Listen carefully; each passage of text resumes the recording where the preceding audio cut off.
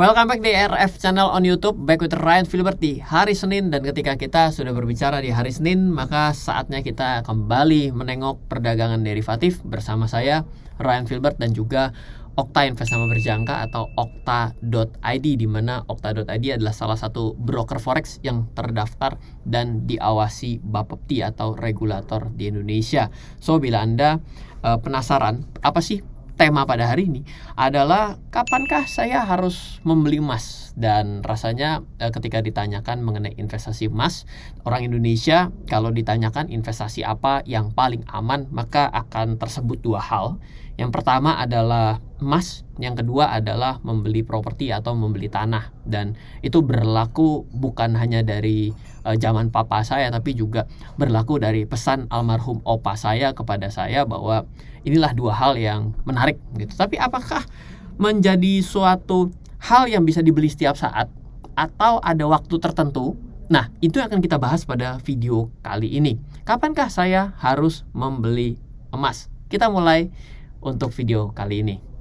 Ketika saya membuat video ini, emas dalam kondisi mengalami pelemahan tepatnya pada level sekitar 1793, di mana pelemahan emas pada awal tahun 2022 adalah akibat gembar-gembor dari Federal Reserve atau keputusan dari Bank Sentral di Amerika untuk melakukan pengetatan dari suku bunganya. Dengan suku bunganya dilakukan pengetatan, maka secara tidak langsung maka uang itu mau ditarik kembali. Nah, ketika uang ditarik kembali, orang-orang yang tadinya menggunakan uang tersebut untuk kebutuhan investasi kemungkinan akan ditarik juga. Sehingga kalau ada tarikan dalam satuan waktu tertentu dalam jumlah yang cukup banyak, maka akan menyebabkan harga mengalami penurunan. Kan sudah pasti ya, ketika begitu banyaknya supply yang terjadi, maka peminatnya lebih dikit dan ditarik dalam satu waktu tertentu, maka pasti akan ada kontraksi. Nah, tentunya ini akan mengalami penurunan. Kemungkinan bila selalu diberikan berita seperti ini, maka emas akan mengalami sesuatu turbulensi dari segi harganya. Nah, sekarang kita akan coba lanjut. Bagaimana sih sebenarnya cara menentukan harga beli emas? Kan kita kan mau coba untuk membahas dari kapan waktu yang tepat untuk membeli emas. Nah, kalau misalnya kita menganut kepada aliran seperti orang tua saya ataupun seperti almarhum opa saya, maka sebenarnya kita apakah just simple at any time kita punya uang kita bisa membeli? Jawabannya betul, bisa. Itu metode yang disebut dengan metode kapan punya uang ya dibeli saja, dan itu akan mendapatkan harga rata-rata. Tapi bagi sebagian orang, common sense-nya bilang begini, kalau hari ini harga emas 1.800 dan saya beli, dan ternyata harga emas turun dengan beberapa pemberitaan di 1.750, saya untungan beli di 1.750. Betul, jawabannya adalah siapa yang tahu masa depan? Loh Pak, tapi kan kemungkinan Federal Reserve akan selalu mengumumkan seperti ini, bahkan akan terjadi penurunan suku bunga menjadi 4 kali dalam tahun 2022, maka akan turun. Tapi siapa yang akan menjamin?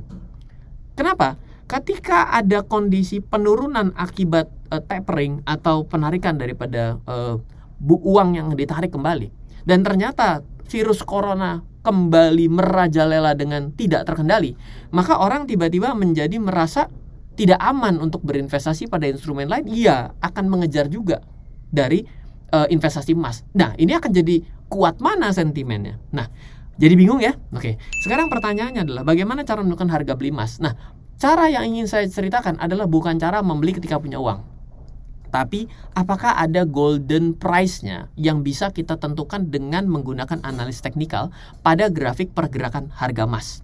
Dengan asumsi membeli emas itu adalah sebuah kebiasaan berinvestasi dari zaman dahulu, maka pembelian emas secara terus-menerus tanpa memikirkan waktu jual dalam waktu dekat adalah cara yang masuk akal.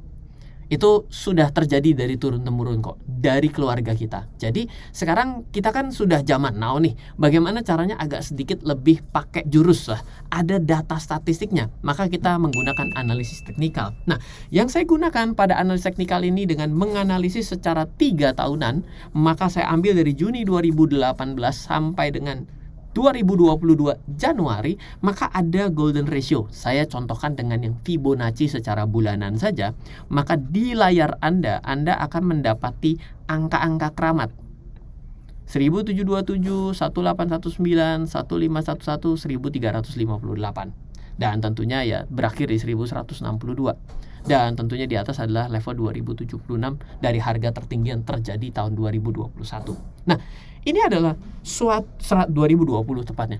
Ini adalah suatu just the idea sebagai angka masuk bila Anda mau investasi jangka panjang secara teknikal. Jadi, bila Anda berpikir bahwa analisa teknikal sebenarnya hanya untuk jangka pendek, tidak.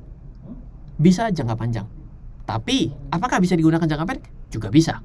Ya, namanya statistik kan bisa selalu digunakan, tergantung bagaimana cara Anda menggunakannya. Ini just the idea yang pertama. Nah, yang kedua, idea bagaimana kalau saya menggunakan bursa berjangka untuk membeli emasnya? Bisa juga. Saya melakukan itu dari 2016. Loh, Ryan, membeli di bursa berjangka untuk XAU US dollar kan ada margin yang terpakai. Dan bisa margin call at any time dong. Pasti cerita horor dari teman-teman Anda berbicara mengenai perdagangan forex kayak begitu. Betul? Jawabannya adalah tidak. Loh, kok bisa? Kita akan bahas. Oke, kenapa saya tidak bisa dan tanda kutip margin call? Kenapa alasannya? Adalah karena saya menyetorkan sejumlah uang pada setiap saya menambah lot saya. Banyak orang ketika dia merasa bahwa equity free marginnya cukup, dia akan terus menambah pembelian tanpa pernah menambah modal. Dan itulah yang menyebabkan biang kerok permasalahan margin call di bursa berjangka. Ketika Anda trading forex, ketika Anda membeli komoditi seperti XAU ataupun silver ataupun membeli indeks, tidak mengelola free margin yang ada seolah-olah marketnya bersahabat dan ya masih ada saldo, pakai aja. Nah, ini yang tidak bisa dilakukan. Tapi mindset yang saya lakukan, saya menyetorkan jumlah uang setiap saya menambah lot saya. Jadi berbeda ya. Banyak orang yang lotnya dibeli terus-menerus tapi duitnya nggak ditambahin. Saya setiap saya menambahkan lot, saya beli lot saya yang baru untuk XAU US dollar, saya menambah jumlah uangnya. Yang menjadi pertanyaan yang menarik adalah berapa yang harus disetor? Ini yang menjadi suatu pertanyaan menarik. Dasar pendekatannya apa? Maka di video kali ini saya membawakan dengan dua cara pendekatan. Yang pertama, menghitung valuasi minimum dari harga 1 troy ounce emas ketika diproduksi. Logikanya begini, kalau harga produksi suatu barang adalah 100 rupiah, dan ternyata harganya kurang dari 100, yang jual pun nggak nafsu untuk jual ke Anda. Dan akan terjadi kelangkaan di pasar. Ketika langka di pasar, maka permintaan naik. Ketika permintaan tinggi, maka sellernya yang akan taking control terhadap harga. Logis? Oke. Yang kedua adalah kita menggunakan standar valuasi. Dari mana standar valuasinya? Saya pada video kali ini menggunakan standar pendekatan silver. Meskipun mungkin kurang relevan, namun kita harus memiliki frameworknya, kerangka berpikir yang lebih penting daripada angkanya. Oke, dua cara pendekatan. Yang pertama, harga produksi emas itu kurang lebih 800 sampai 1000 US dollar per troy ounce. Dari mana sumber datanya? Coba deh, cari-cari aja di googling, lalu baca-baca laporan keuangan dari perusahaan produsen emas. Maka mining cost totalnya sampai ada terjadi pemurnian itu mungkin 775 adalah mining cost-nya ya, bukan sampai dengan bisa terdistribusi ke tangan kita. Artinya mungkin $1000 itu menjadi sesuatu yang sudah mepet sekali. Maka saya akan menggunakan angka 800 sampai $1000 per troy ounce dengan sudut pandang harga produksi emas. Nah, yang kedua, di tahun 1792 emas itu pernah dipatok dengan silver dengan undang-undang Amerika, yaitu dengan 1:15. Artinya adalah ada suatu kesetaraan antara 1 troy ounce emas setara dengan 15 troy ounce silver. Nah, kalau misalnya kita ikuti dari yang selanjutnya 1803, Perancis juga mengesahkan aturan yang sama bahwa rasio antara emas dan perak adalah 1:15. Pak, tapi menjadi suatu yang tidak relevan untuk hari ini, Pak, karena beda, Pak, pemetaan pertumbuhan ekonomi silver dan emas juga pada saat ini sudah tidak dijadikan suatu jaminan dan apapun.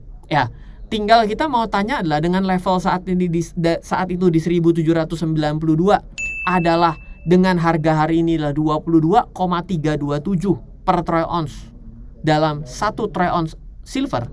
Bila kita kalikan 15, nilainya kan cuma 334 ya. Betul?